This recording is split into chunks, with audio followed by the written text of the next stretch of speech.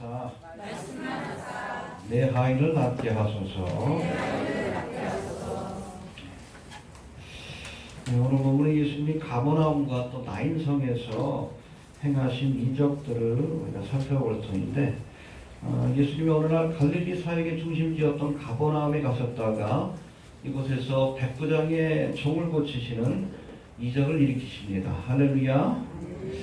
이 과정에서 이방인인 백부장이 말씀만 하사 내 하인을 낫게 하소서, 이런 믿음을 보이자 예수님께서는 이스라엘 중에도 이만한 믿음을 보지 못했다라고 칭찬하시며 그 하인의 병을 치료해 주시는 사건이 기록되어 있습니다.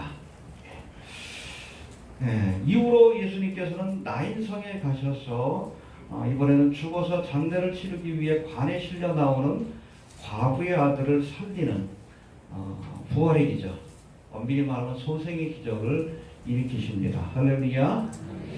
오늘은 이 두 가지 사건을 통해서, 본문의 사건을 통해서 우리가 몇 가지 우리의 믿음을 좀 돌아보고 주님에 대해서 다시 한번 생각하는 시간을 갖도록 하겠습니다.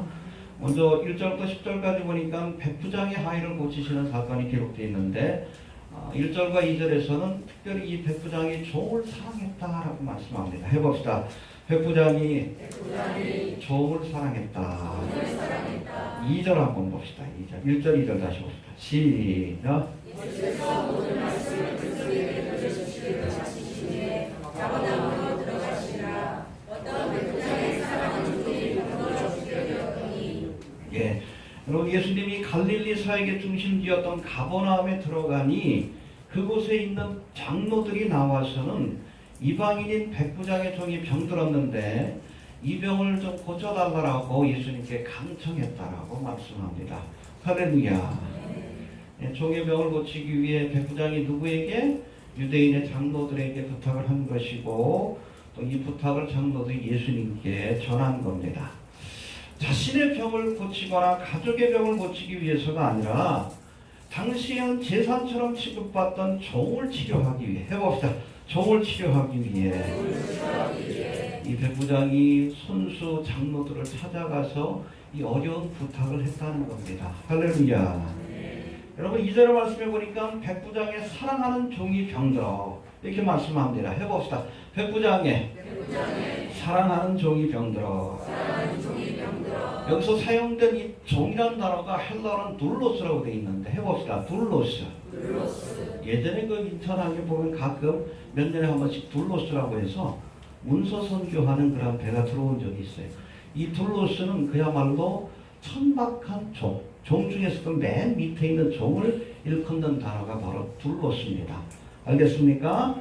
네. 그래서 그 당시 로마인과 헬라인들은 이 둘로스를 한마디로 표현할 때에 말을 할 줄 아는 낙이다 라고 표현했어요. 해봅시다. 말을 할 줄 아는 낙이다. 둘로스와 낙의 차이가 뭐냐? 둘 다 똑같아. 집에서 뭐 일을 시키는 그런 뭐 종인데, 가축인데, 이 둘로스는 사람 말귀를 알아듣고 말도 할 줄 알고, 낙이는 말을 못하는 그런 둘로스다. 그렇게 이해할 만큼 이 종을 대하는 태도가 굉장히 천박하고, 또 종을 사람으로도 취급하지 않았던 그런 당시입니다. 이처럼 노예를 천시하는 문화 속에서도 이 백부장은 자신의 종을 사랑했고, 할렐루야. 또 저를 구원하기 위해, 병든 저를 치료하기 위해 그렇게 어렵게 유대인의 장로를 찾아가고 예수님께 요청할 만큼 그렇게 자신의 종을 사랑했다는 겁니다. 할렐루야. 여러분, 예수님께서는 하나님을 사랑하고 네 이웃을, 이게 바로 율법과 선지자의 강령이라고 말씀합니다. 여러분, 율법 구약에 있는 율법 전체를 요약하면 10개로 요약하면 그게 뭐예요? 십계명 아니에요. 십계명. 그 십계명의 말씀을 둘로 요약하면 뭡니까? 1계명부터 4계명까지는 하나님을 사랑하라. 어떻게 하는 것이 하나님을 사랑하는 것인가? 우상 섬기지 않고 안식일을 지키고 여호와 이름을 망령되이, 그게 바로 하나님을 사랑하는 거예요. 그리고 5계명부터 10계명까지는 네 이웃을 내 몸과 같이 사랑하라. 이 두 개의 계명으로 그렇게 요약할 수 있는 거예요. 한마디로 여러분, 기독교가 사랑의 종교라는 것이 바로 이 사랑이 율법과 선지자의 강령, 구약과 신약의 모든 교훈을 하나로 농축시키면 사랑하라는 말씀으로 요약할 수 있다는 거예요. 해봅시다. 사랑이 모든 법의 완성이다. 여러분, 오늘 본문에 등장하는 이 백부장처럼 천한 종이라 할지라도, 짐승처럼 취급받던 종이라 할지라도 자기 몸처럼 사랑할 줄 아는 자가 곧 하나님의 법을 실천하는 자라는 뜻을 갖고 있는 겁니다. 사랑하십시오. 모든 것이 다 있어도 사랑이 없으면 헛된 거예요. 기독교는 사랑의 종교입니다. 우리 옆에 분한테 고백합시다. 사랑합니다. 사랑하세요. 원수까지도 사랑해야 그게 진정한 그리스도인을 할 수 있는 겁니다. 사랑하시길 바랍니다. 네. 또 두 번째, 이 백부장은 자신의 종, 천한 종을 사랑했을 뿐 아니라 특별히 유대 민족을 사랑하는 사람이었다고 이렇게 말씀합니다. 우리 3절부터 한번 봅시다. 3절부터 5절까지 시작.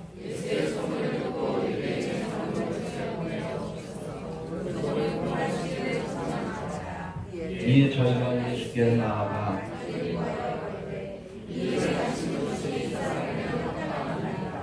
저가 우리 민족을 사랑하고, 해봅시다. 저가 우리 민족을 사랑하고. 여러분, 백부장이라고 하면 100명의 군사를 거느린 로마군의 장교를 의미합니다. 이스라엘 입장에서는 점령군의 장교인데, 이런 백부장이 당시 짐승처럼 취급받던 종을 사랑했을 뿐 아니라 피정복자인 유대 민족을 사랑하고 저들을 위해서 무엇까지? 회당까지 지어주었다라고 오늘 성경은 말씀하고 있습니다. 백부장은 점령군의 장교로서 교만한 마음을 가질 수도 있었지만, 일제시대 때로 따지면 헌병대장 같은 사람이요, 일본 순사예요. 교만한 마음을 가질 수도 있었지만 오히려 자신이 주둔하고 있는 유대인의 신앙과 문화를 존중하고 저들을 돕기 위해 최선을 다했던 것을 우리가 알 수 있습니다. 바로 이런 이유 때문에 비록 이방인에게 배타적인 유대인들이지만, 유대인 장로들이지만 저를 도와달라고 예수님께 청할 만큼 아주 유대인들을 사랑하고 또 유대인들을 위해서 어찌 보면 최선을 다해서 자신의 성심성의껏 저들을 도왔던 것을 우리가 알 수 있습니다.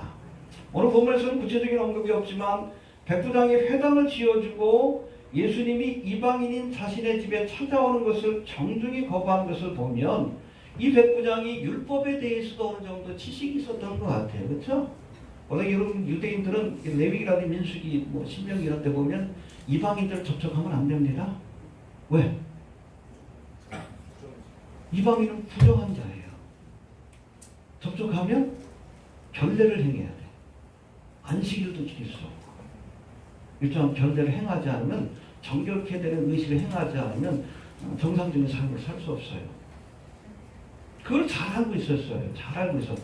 율법에 대해서 어느 정도 지식이 있었다는 겁니다. 알겠습니까?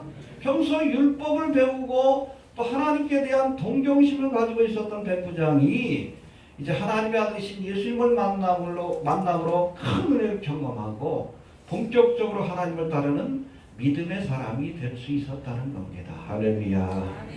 해봅시다. 의에 줄이고 목마른 자는 복이 있나니 저희가 배부를 것이며, 이 백부장처럼 평상시 하나님의 은혜를 갈망하고 동경하는 자가 결정적인 순간에 예수님을 만나서 그 은혜를 경험할 수 있는 거예요. 갈망하는 마음을 가지시길 바랍니다. 저도 고등학교 1학년 때 친구가 저를 전도해서 교회를 나오기 시작했는데 예전부터 교회를 다니고 싶었어요. 누구도 전도를 해주는 친구가 없었습니다. 고등학교 들어갔는데 친구가 나하고 좀 교회 좀 가보자. 기다렸다는 듯이 제가 갔어요. 여러분, 이런 갈망하는 마음이 있어야 합니다. 몸은 여기 나와 있는데 마음은 딴 데가 있는 사람이 있어. 억지로 나와가지고. 그럼 누구 있어?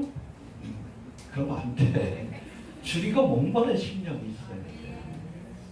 그런 사람이 은혜를 받습니다. 사슴이 진행물을 찾기에, 여러분, 주의론전을 나올 때 이 백부장과 같이 하나님의 은혜를 갈망하는 마음이 있어야 돼. 그런 사람에게 배부르게 되는 은혜 충만, 성령 충만하게 되는 은혜가 임하게 되는 겁니다. 알겠습니까? 예배 나오기 전에 갈망하는 마음을 주옵소서. 줄이고 목마른 심령을 주옵소서. 그렇게 좀 기도할 수 있게 되기를 바랍니다. 예. 그 다음에 6절에 보니까 예수님의 오심을 이 백부장이 거절하는 장면이 나오는데 좀 의아하지만 우리가 전후 상황을 보면 이해가 됩니다. 6절 한번 봅시다. 시작.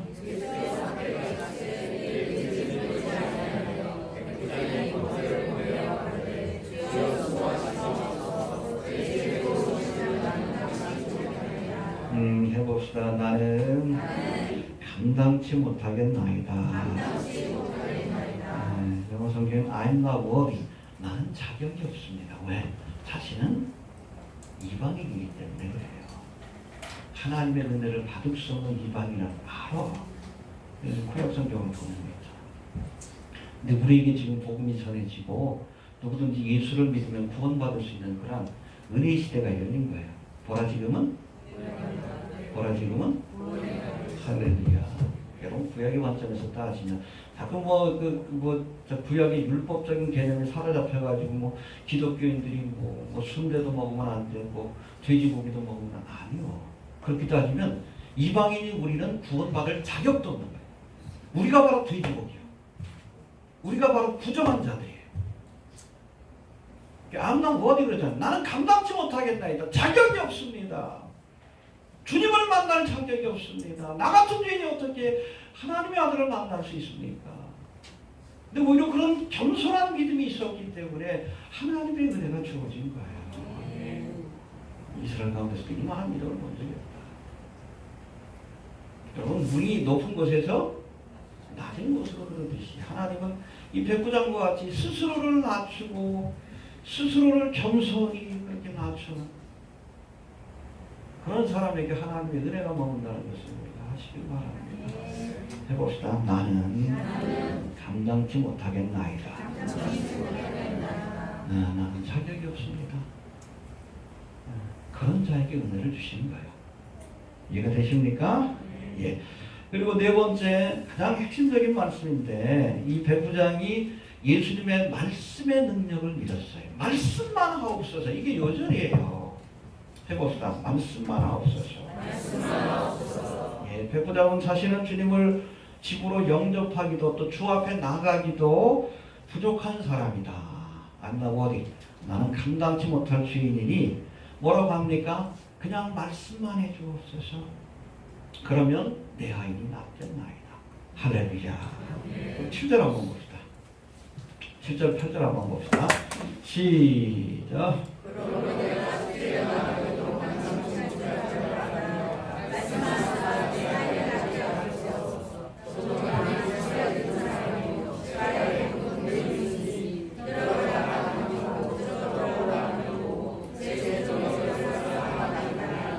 예, 가장 핵심적인 거에 해봅시다. 말씀만 하사 낫게 하소서. 말씀만 하면 나을 줄로 믿었어요. 여러분 이게 진짜 믿음입니다.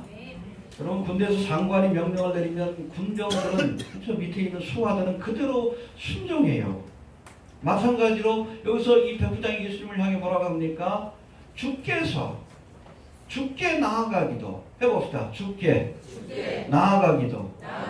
예수님을 향해서 주라고 표현했는데 이게 퀴리오스라는 단어입니다. 이건 만물의 주관자가 되신다는 뜻이에요. 그 당시에 여러분 로마인들은 황제를 향해서 퀴리오스라고 했어요. 당신이 주관자입니다. 당신이 원세자입니다. 예수님을 향해서 주라고 고백한 것은 예수님께서 창조의 주가 되시고 만물을 주관하시는 분이라는 고백이에요.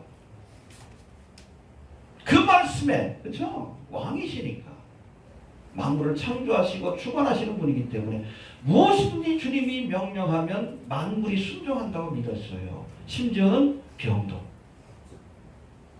나가면 나간 거예요. 해봅시다. 질병도 순종할 줄 믿었다. 그 말씀에 권세가 있다고 믿었습니다. 왜? 주님이 창조의 주가 되시고 세상을 주관하시는 분이기 때문에 그래요. 해봅시다. 말씀을 그대로 믿었더라. 네, 노래에 말씀드리지만 기독교는 무슨 종교? 뭐 종교의 카드를 묶어놓는 것이 좀 어폐가 있긴 하지만 여하튼 우리가 불교를 참선의 종교, 유교를 의식의 종교라고 하면 기독교는 말씀으로 시작해서 말씀으로 끝납니다. 이해가 됩니까? 예. 창세기에 보니까 하나님께서 천지를 창조하실 때 무엇으로? 예, 말씀으로. 가라사대. 해봅시다. 가라사대. 말씀으로 지으셨습니다. 빛이 있어 하면 빛이 있었고, 이 말씀에는 창조의 능력이 있어요. 또 요한복음 1장에서는 예수님을 성육하신 하나님의 말씀이라고 표현하고 있어요. 말씀이 육신이 되어 우리 가운데 거하시네. 우리가 그 영광을 보니 아버지의 독생자의 영광. 말씀이 곧 하나님이고 예수님은 인간의 몸을 입고 오신 성육하신 말씀이라고 소개하고 있습니다. 할렐루야. 그래서 여러분, 예수를 믿는 것은 곧 말씀을 믿는 거예요. 그리고 예수를 따르는 것은 곧 하나님의 말씀을 순종하고 따르는 겁니다. 어떤 사람이 예수 믿는다고 해서 말씀에 불순종해요. 가이사의 것은 하나님의 것은 따라야지. 근데 마치 세상의 정치인이 이 땅에 하나님의 나라를 가져올 것처럼 그렇게 생각하고 또 그렇게 전해. 그 사람이 예수 안 믿는 사람이에요. 예수 안 믿으니까 구원 못 받는 거예요. 간단하죠? 예수를 믿는 건 말씀을 믿는 거예요. 행함이 없는 믿음은 죽은 믿음입니다. 아무리 내가 예수를 믿는다고 고백해도 하나님의 말씀에 순종하지 않는 자, 그런 사람은 참된 예수님을 믿는 사람이 아니에요. 참된 그리스도의 제자가 아닙니다. 해봅시다. 말씀에 순종하는 것이 예수님을 따라가는 것이다.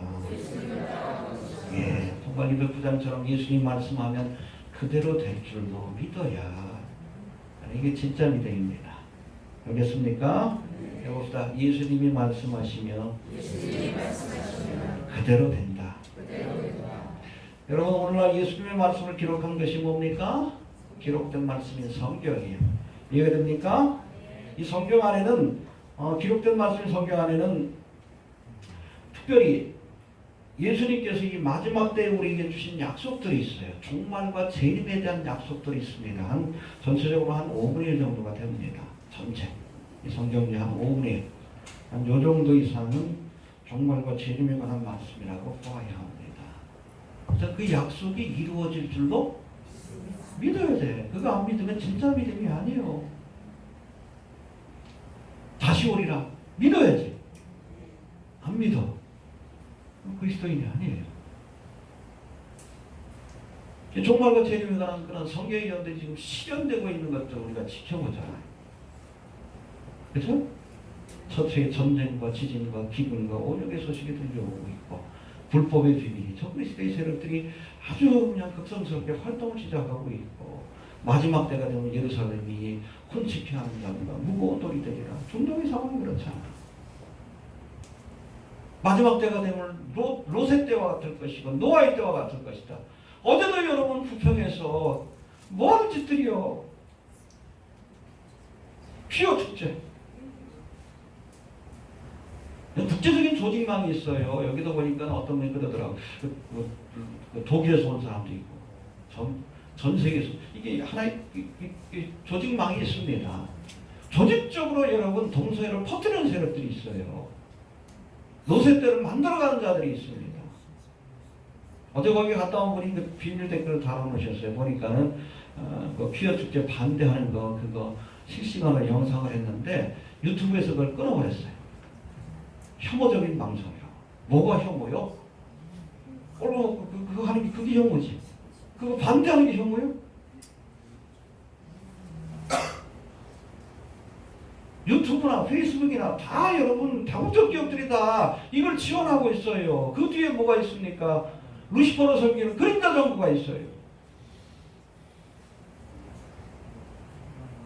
성경에서 예언하고 있는 롯의 때가 아닙니까? 동성애가 문화가 되고 있는 시대. 그럼 주님이 오시는 거지. 그래도 몰라? 그걸 못 믿으면 믿음이 없는 거예요. 성경에 기록된 말씀도 못 믿으십니까? 안 믿으니까 여러분 구원받지 못하는 거예요. 말씀을 안 믿어요. 믿어야 합니다. 해봅시다. 믿어야 할지니라. 백부장처럼 주님이 말씀하시면 반드시 되어진다. 그렇잖아요. 그게 바로 예언 아닙니까? 주님이 예언하신 것은 반드시 이루어진다. 우리가 그것을 믿어야 그래야 구원을 얻는 겁니다. 이해가 되십니까? 예. 아무튼 이런 놀라운 믿음을 보이자 이 백부장을 향해서 뭐라고 합니까? 이스라엘 가운데서도 이만한 믿음을 보지 못했다. 할렐루야. 그래 한번 봅시다. 보자. 시작.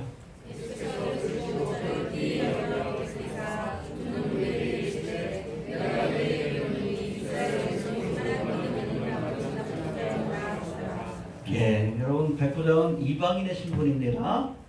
이스라엘 백성이 아니에요. 이스라엘 백성들은 어떤 사람이요? 자자손손 하나님을 믿는다라고 자부했던 사람들이에요. 근데 그런 사람들은 예수님 앞에 이만한 믿음을 보이지 못했어요. 근데 오히려 이방인인 백부장이 그 믿음을 보인 거예요. 말씀 하나 없어서 내 아이 낳겠나이다. 또 다른 사건이 있죠. 수로보니게에 귀신 들린 딸을 데려왔다. 수로보니게는 이방 지역이에요. 가난한 여자입니다. 이 귀신 들린 딸을 고쳐달라고 하니까 예수님이 뭐라고 해요? 자녀에게 줄 떡을 개에게 줄 수 없다. 공개적으로 모독하셨어요. 왜? 믿음을 시험하시려고. 근데 이 여자가 뭐라고 합니까? 주여 올속이다. 아멘 했어요? 그치? 영적으로 개지. 이방인은 개 아니요. 옳습니다. 나는 개만도 못한 주인입니다. 그러나 개들도 주인의 삶에서 떨어지는 부스러기를 먹나이다. 부스러기 은혜라도 주옵소서. 그러니까 주님이 감동하시니 여자야 내 믿음이 크다. 오히려 이방인들이 여러분 큰 믿음을 보였어요. 수로보니게 백부장. 내가 늘 얘기를 합니다. 교회 오래 다닌다고 믿음이 좋은 게 아니에요. 오래 교회를 다녔다고 믿음이 좋은 진실되게 믿어야 돼. 먼저 된 자가 나중 된 자가 오히려 여러분 믿음 생활 얼마 안 된 분들이 더 열심히 되는 것 같아요. 우리 교회도 좀. 이스라엘 족속이라고 믿음이 좋은 게 아니에요. 내가 10년, 20년 모태신앙이다. 여러분 그게 중요한 게 아니에요. 오래 믿었냐가 중요한 것이 아니라 얼마나 진실되게 믿었냐가 중요합니다. 해봅시다. 오래 믿은 것이 아니라 진실되게 믿는 것이 중요하다. 그렇잖아요. 서로 보는 게 또 백부장도 오래 믿었던 사람들 아니에요. 이스라엘 족속도 아니잖아. 그러나 진실된 믿음을 가졌어요. 말씀만 하면 나갈 것이다. 주님께서 그 믿음을 칭찬해 주신 겁니다. 이스라엘 가운데서도 이만한 믿음을 본 적이 없다. 주님 앞에 칭찬받으려면 믿음을 보여야 합니다. 믿음 없으면 책망받습니다. 할 수 있거든요. 무슨 말이에요. 믿는 자에게 능치 못한 책망하셔. 살아있는 믿음, 큰 믿음을 보일 수 있게 되길 바랍니다. 알겠습니까? 해봅시다. 믿음으로 칭찬받는 자가 되자. 예. 이제는 두 번째 나인성 과부의 아들을 살린 사건이 11절부터 17절까지 나오는데 이 나인성은 갈릴리 나사렛에서 남동쪽으로 10km. 그러니까 여기가 이스라엘 지역으로 하면 여기 예루살렘은 유대 지역이고 북쪽이 갈릴리 지역입니다. 갈릴리 호수. 거기서 좀 내륙적으로 들어가면 나사렛이 있어요. 아주 깡시골입니다. 우리 따지면 한 정선 정도 된다고 보시면 돼요. 거기가 나사렛이 있고 그쪽에서 남동쪽으로 한 10km 떨어진 곳이 바로 이 나인성인데 예수님이 가버나움에 계시다가 이제 나인성으로 복음을 전하기 위해서 이렇게 찾으셨는데 때마침 장례식을 치르기 위해 관에 실려 나오는 과부의 아들을 만나시고 저를 살려주시는 장면이 오늘 본문에 기록되어 있습니다. 할렐루야. 이 사건을 통해서 우리가 몇 가지 교훈을 살펴볼 터인데 먼저 11절 12절 한번 봅시다. 시작.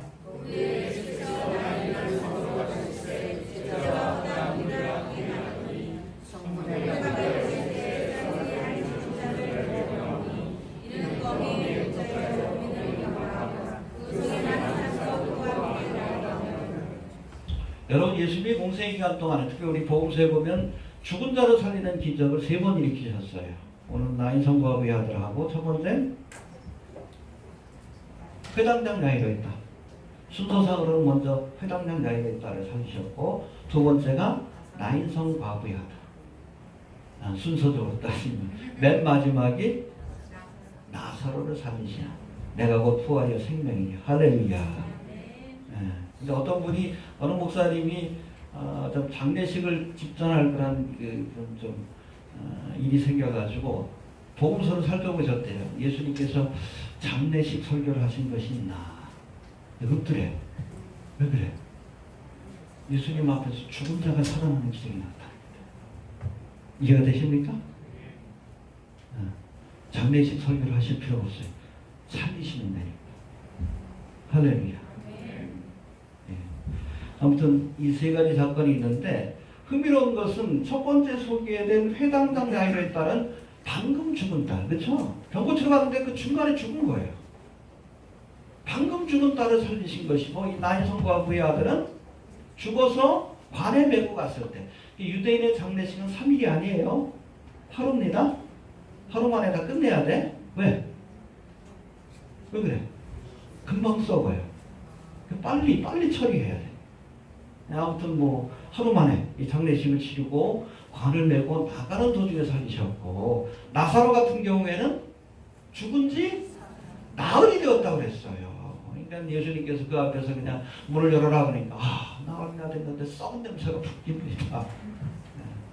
점점 불가능한 일을 가능케 하신 거예요. 근데 여러분 이건 정확하게 따지면 부활이 아니라 소생의 사건입니다. 해봅시다. 부활이 아니라 소생의 사건이다. 부활과 소생의 차이가 어디에 있습니까?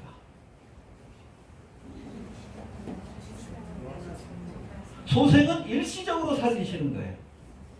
나사로가 살아났죠? 다시 죽었어요? 이해가 됩니까? 아니 나이 들어서 죽었겠죠. 이해가 되십니까? 나인성 과부의 아들도 살리셨지만 다시 죽었어. 왜? 이건 소생의 사건이기 때문에 그래요. 역사적으로는 여러분 소생의 사건은 여러 가지 몇 가지 뭐 신구약에 나와 있지만 부활의 사건은 단 한 번 일어났어요. 어떤 부활의 사건입니까? 예수님의 부활 사건만이 진정한 부활의 사건이에요. 내가 곧 부활이요 생명이니 할렐루야. 영원히 사는 몸으로 거듭나는 겁니다. 죽음을 이긴 몸으로 거듭나는 거예요. 그래서 예수님을 부활의 첫 열매라고 얘기하는 겁니다. 역사적으로 부활의 사건은 한 번밖에 일어난 적이 없어요. 그 다음 그리스도의 신부인 우리에게 이 부활의 소망이 있다라고 말씀합니다. 주님이 다시 오실 때에 죽은 자들이 무덤에 일어나서 주님을 영접하게 될 것이고 산 사람들은 그 몸이 트랜스포메이션, 변화되어서 왜? 부활의 몸으로 변화되어서 영원히 죽지 않는 몸으로 변화되어서 주님을 영접하기 위해서 우리가 올라갈 것이라고 말씀합니다. 여튼 이 사건들을 통해서 우리에게 부활의 소망이 있다는 사실을 예표적으로 보여주는 거예요. 주님 앞에 나오면 장례식 치를 필요 없어요. 죽은 자가 살아나는 기적이 나타납니다. 나는 부활의 생명이니 나를 믿는 자는 죽어도 살겠고 무릇 살아서 나를 믿는 자는 영원히 죽지 아니하리라. 할렐루야. 네. 주님 오시면 우리 뭐 죽음을 맛보지 않고 휴거의 사건에 부활의 사건에 참여하게 될 줄로 믿으시길 바랍니다. 이해가 되십니까? 예. 아무튼 이렇게 아들이 죽어서 그렇게 장례를 치르기 위해서 간 그 모습을 예수님이 지켜보셨어요. 그리고 지켜보시면서 저를 불쌍히 여기사 그 관에다 손을 대시고 죽은 청년을 살려주시는 장면이 13절 14절에 나옵니다. 한번 봅시다. 13절 14절 시작.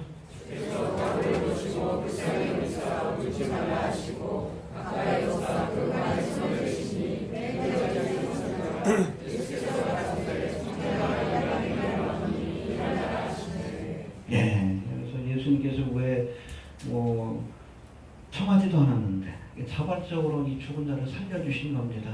그 이유가 뭔가? 먼저 이 과부의 처지를 불쌍히 여겼다라고 말씀합니다. 해봅시다. 불쌍히 여겼다. 독자를 잃고 그 시신 앞에서 통곡하는 과부를 불쌍히 여겨서 그 청년을 되살리는 이적을 일으키셨습니다. 할렐루야. 여러분, 이스라엘 보면은 사회적 약자를 배려하는 여러 가지 정책들이 있는데 그 사회적인 약자 대표적인 것이 뭐예요? 과부와 고아와 나그네라고 얘기를 합니다. 이 과부는 그야말로 남편을 잃고 이제 장성한 아들을 남편처럼 의지하는. 그러니까 어찌 보면 노후를 이 자식이 책임을 져야 되는 거예요. 근데 이 아들을 잃었으니까 얼마나 기가 막혀. 남편을 잃은 것도 서러운데 자식까지 잃어버렸으니 그 모습을 보시고 예수님이 심퍼사이즈, 불쌍히 여기신 거예요. 해봅시다. 불쌍히 여기셨다. NIV 성경에 보면 아주 이게 재미나게 표현합니다. His heart went out to her. 그러니까 예수님의 마음이 그녀에게로 향하였다. 그냥 지나치지 못하신 거예요. 불쌍하셔가지고. 여러분 히브리서 4장 15절에 보면 십자가에서 모든 고초를 경험하신 예수님은 우리의 고통을 아시고, 해봅시다. 아시고. 왜? 주님은 경험해 보셨어요. 배고픔도 그리고 배신도 경험해 보시고, 그렇잖아요. 십자가의 고통을 통해서 육신적인 고통과 배신, 영적인 고통과 심리적인 고통을 경험해 보셨기 때문에 고통당하는 우리를 체휼하신다라고 말씀합니다. 해봅시다. 체휼하신다. 네. 우리의 고통과 어려움을 아신다는 거예요. 심퍼사이, 불쌍히 여겨주신다는 거예요. 이 나인성 과부를 볼 때에 불쌍히 여기신 것처럼 어렵고 힘들 때마다 주님 앞에 나오시길 바랍니다. 사람들은 내면에도 예수님을 불쌍히 여겨주실 줄 그렇게 믿습니다. 요리석에 있던 바리매어도 예수님 앞에 뭐라고 그랬어요? 다윗의 자손 예수여, 나를 불쌍히 여기소서. 그렇게 기도하셔요. 하나님 나를 불쌍히 여겨주옵소서. 정말 불쌍히 여겨주십니다. 주님의 마음이 움직이셨다는 거예요. 그걸 보고. 이해가 되십니까? 예. 또 두 번째, 이 과부를 보시고 불쌍히 여기신 예수님이 저에게 가까이 다가오셨다라고 말씀합니다. 해봅시다. 저에게 가까이 다가오셨다. 그럼 평상시 가깝던 사람도 내가 어려움에 처하면 내 곁을 멀리하는 경우가 많습니다. 그런데 예수님은 그렇습니다. 우리 어렵고 힘들 때마다 우리를 불쌍히 여기시고 가까이 다가오신다는 것을 기억할 수 있게 되기를 바랍니다. 예, 선한 사마리아 사람의 비유에서 그랬죠? 어떤 사람이 여리고로 내려가다가 강도를 만났어. 그거를 제사장이 보고 피하여 갔다고 했어요. 레위인도 피하여 갔다고 했습니다. 그런데 선한 사마리아 사람은 가까이 가서 그 상처를 치유해주고 그를 돕기 위해서 최선을 다했다라고 말씀합니다. 예수님이 뭐라 선한 사마리아 사람을 의미하고 있어요. 우리도 그렇게 해야 된다는 거예요. 우리 어려울 때 주님께서는 가까이 해주실 줄 그렇게 믿습니다. 외면하지 아니하시고. 이해가 됩니까? 예. 그리고 가까이 오신 예수님이 청년이 누운 관에다가 손을 대셨다고 말씀합니다. 할렐루야. 상징적인 사건인데 14절 한번 봅시다. 시작.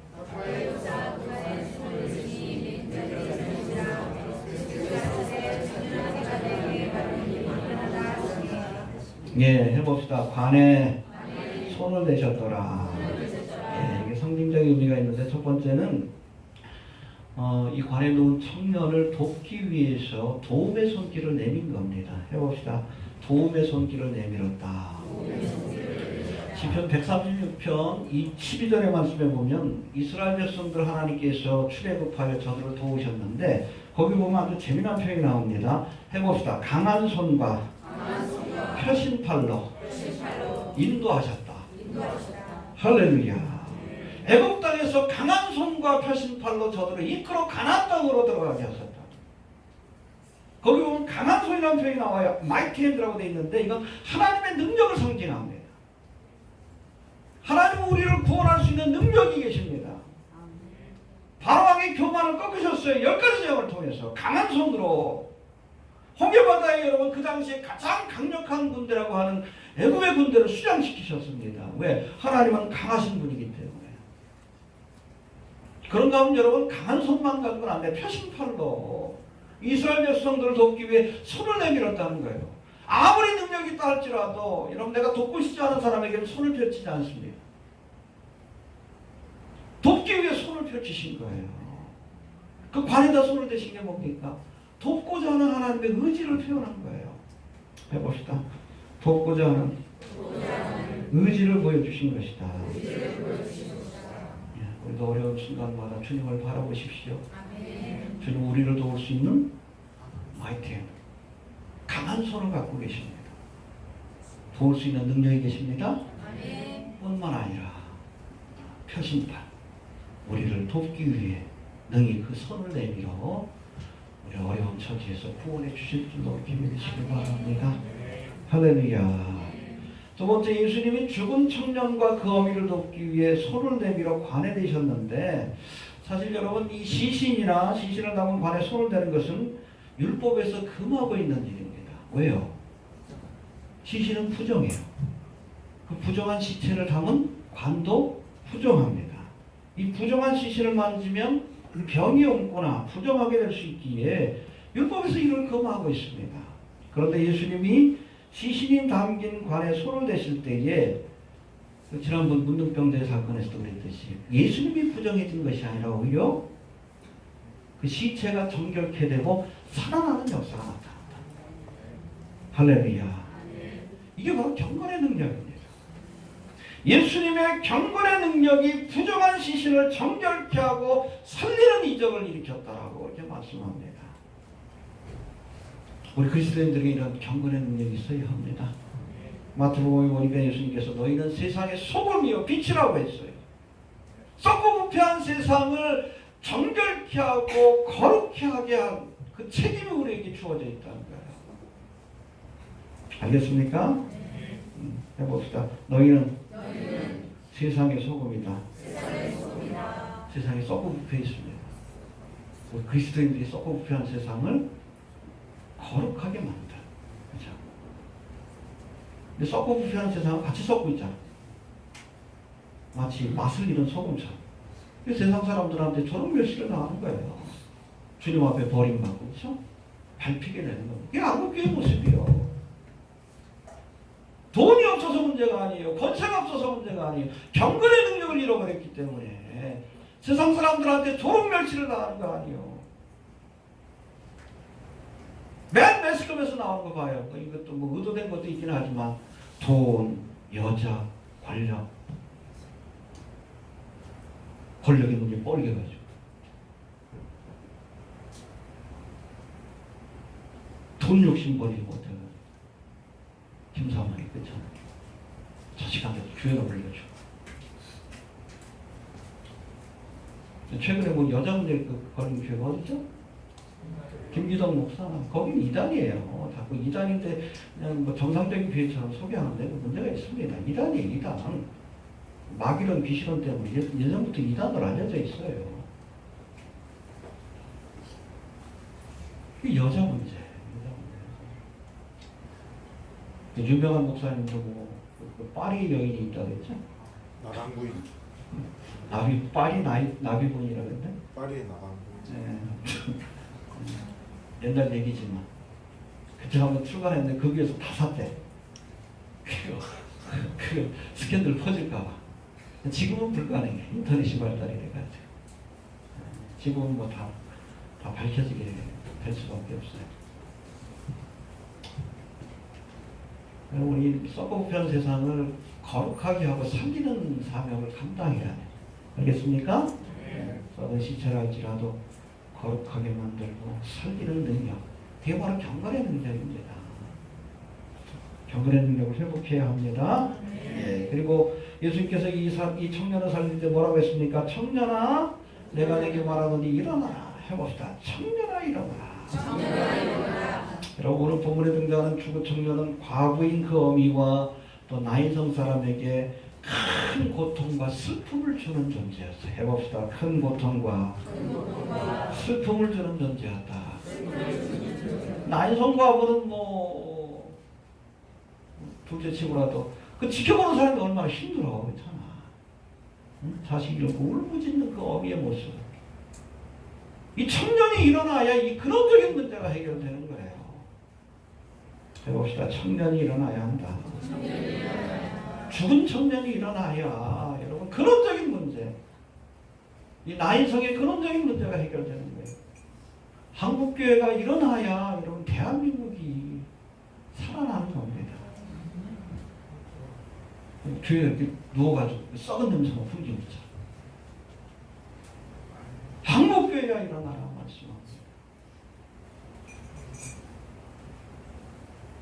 죽은 믿음으로 썩은 냄새만 풍기는 한국교회가 일어나야, 다시금 살아나야, 그래야 나인성의 기쁨이 돌아오는 거고 대한민국의 기쁨이 돌아오는 거예요. 그러지 못하니까 답답한 거지. 해봅시다. 한국교회 일어나라. 청년아 일어나라 말씀합니다. 이해가 됩니까? 우리가 먼저 일어나야 돼. 우리 믿음이 새로워져서 일어나서 빛과 소금의 역할을 감당해야 나인성의 기쁨이 되찾아오는 거예요. 이 나라가 다시금 희망을 가질 수 있게 되는 겁니다. 해봅시다. 한국교회 일어나라. 예. 또 두 번째, 청년아 일어나라. 이 말씀은 장차 예수님이 다시 오실 때에 모든 성도들에게 주실 말씀이기도 합니다. 주님께서 아무튼 우리를 부르실 겁니다. 마지막 날에 우리 데살로니가전서 4장 16, 17절에 보니까 주께서 해봅시다. 호령과 천사장의 소리와 하나님의 나팔로, 주께서 호령과 천사장의 소리와 하나님의 나팔로 신이 하늘로 쫓아 강림하시리니 그리스도 안에서 죽은 자들이 먼저 일어나고 그 후에 우리 살아남은 자도 저희와 함께 구름으로 끌어올려 공중에서 주를 영접하게 하시니 그리하여 우리가 항상 주와 함께 있으리라. 주의 사건을 묘사한 거예요. 주님께서 오실 때 나팔 소리와 함께 구름 타고 오실 때 구름 가운데 임재하실 때에 호령, 우리 이름을 부르신다는 거예요. 아무개야 일어나라. 아무개야 일어나라. 그 음성을 들을 수 있게 되길 바랍니다. 그 슈거의 사건을 예표하는 출애굽기 19장에도 그래요. 하나님께서 시내산에 구름 가운데 임했습니다. 그때 나팔 소리가 들려왔다고 그랬어요. 이거 이스라엘 백성이 부른 게 아니에요. 하나님의 나팔 소리가 들려온 거예요. 이 슈거의 사건을 예표합니다. 거기서 위로부터 소리가 들렸다고 했습니다. 모세야 올라와라. 그 음성을 듣고 모세가 올라간 거예요. 청년아 일어나라. 주님도 다시 오실 때 여러분의 이름을 부를 거예요. 아무개야 일어나라. 그 음성을 들으시게 되길 바랍니다. 죽은 자들이 살아날 거예요. 네. 창조의 주, 구원의 주가 명령하시기에 죽은 자도 일어나서 주님을 영접하러 가는 거예요. 그 음성을 들으시게 되길 바랍니다. 해봅시다. 청년아 일어나라. 알겠습니까? 예. 정리합니다. 여러분, 백부장과 같이 예수님이 말씀하시면 무엇이든지 이루어진다는 믿음을 가지시길 바랍니다. 말씀하옵소서. 낫겠나이다. 해봅시다. 말씀하시면 될 줄로 믿습니다. 이게 진짜 믿음이에요. 주님의 약속을 믿어야 합니다. 마지막 때에도 우리에게 주신 약속이 있죠? 다시 오리라. 이 약속을 백부장처럼 좀 그냥 가감없이 믿어야 진짜 믿음의 사람입니다. 해봅시다. 말씀하시면 될 줄로 믿습니다. 할렐루야. 예. 또 하나뿐인 아들을 잃고 전망에 빠졌던 나이성 과부가 예수님을 만남으로 소중한 아들을 되찾을 수 있었습니다. 할렐루야. 청년아 일어나라 말씀합니다. 해봅시다. 청년아 내가 내게 말하노니 일어나라. 여러분, 죽은 청년이 일어나야 나인성의 기쁨이 되찾아오시는 것처럼, 예, 여러분, 한국교회가 일어나야 대한민국이 다시 한번 기쁨과 은혜가 충만해질 수 있는 겁니다. 이해가 되십니까? 그 마지막 때에 우리 이름을 부르실 거예요. 아무개야, 아무개 집사야, 일어나라. 그 음성을 듣고 우리가 주님 앞에 나갈 수 있게 되길 바랍니다. 알겠습니까? 해봅시다. 말씀하시며 될 줄로 믿습니다. 청년아 일어나라. 할렐루야. 마음을 새기면서 우리 이 믿음으로 우리가 이 마지막 때에 살아가는 성도가 좀 될 수 있기를 바랍니다. 잠깐 한번 주신 말씀 붙들고 기도합니다. 하나님, 백부장의 믿음을 허락하여 주옵소서.